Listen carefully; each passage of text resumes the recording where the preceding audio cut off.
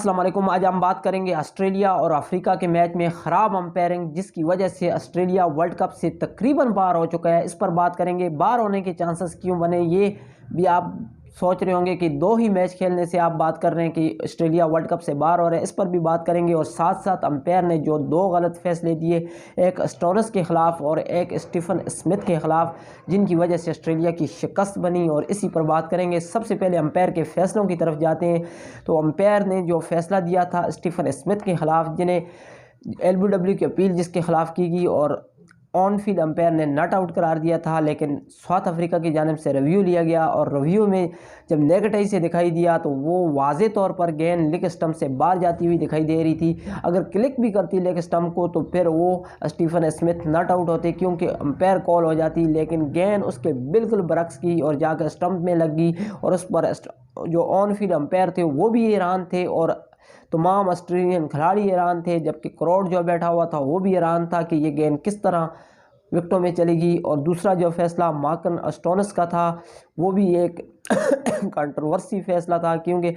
گیند جس گلوز سے ٹچ ہوئی تھی، یہ گلوز سے 2 ہوتے ہیں، ایک ہاتھ میں تھا ایک دوسرے میں تھا، بلہ اس ہاتھ میں تھا، اس گلوز سے گیند ٹچ ہوئی ہے، اور یہ گلوز بلے کے ساتھ اور اس ہاتھ کے ساتھ بالکل بھی ٹچ نہیں تھا، اور اس وجہ سے وہ ناٹ آؤٹ ہونا چاہیے تھا، لیکن امپائر نے انہیں بھی ناٹ آؤٹ قرار دیا۔ اور جو اسمتھ کا فیصلہ تھا، خاص کر یہ فیصلہ دیکھ کر مجھے وہ والا فیصلہ یاد آ گیا کہ جب سعید اجمل کی ایک گیند بالکل مڈل اسٹمپ پہ چوئی اور مڈل اسٹمپ کی طرف ہی جا رہی تھی، اور امپائر نے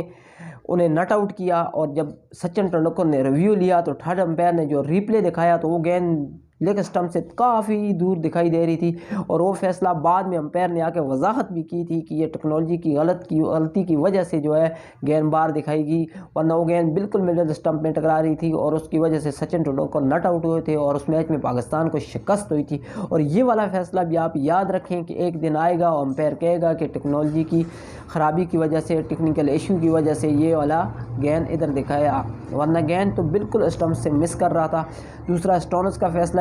بھی ایک کنٹروورسی تھا، اگر وہ اس کو واضح کر کے 2-4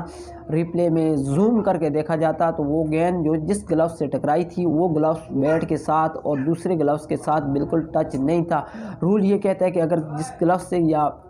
جس حصے سے جسم کے ٹچ ہو، اگر وہ بیٹ کے ساتھ ٹچ نہیں ہے تو پھر ناٹ آؤٹ ہوتا ہے۔ دوسرا آسٹریلیا کے جو باہر ہونے کے چانسز ہیں اس پر بات کریں تو آسٹریلیا کیسے باہر ہو گیا ہے، وہ اس لیے کہ اس ورلڈ کپ کا جو فارمیٹ ہے اس کے مطابق آپ کو کم سے کم 6 میچ جیت کر سیمی فائنل میں جانا پڑے گا، اور وہ 2 میچ ہار چکے ہیں، ابھی ان کے 7 میچ باقی ہیں، اور 7 میں سے 6 میچ جیتنا ان کے لیے اتنا آسان نہیں ہوگا۔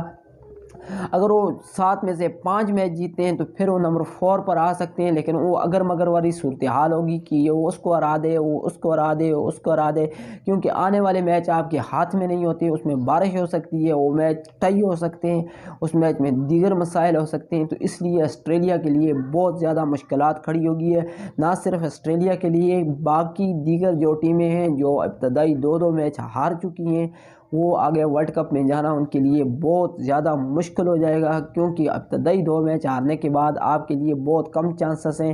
کیونکہ جیتی ہوئی ٹیمیں آپس میں ٹکرائیں گی اور وہ ایک دوسرے کو ہرائیں گی، تو آلموسٹ ایک ٹیم کے پوائنٹ بڑھتے چلے جائیں گے، اور اس کی وجہ سے وہ ٹاپ 4 میں آ جائیں گی۔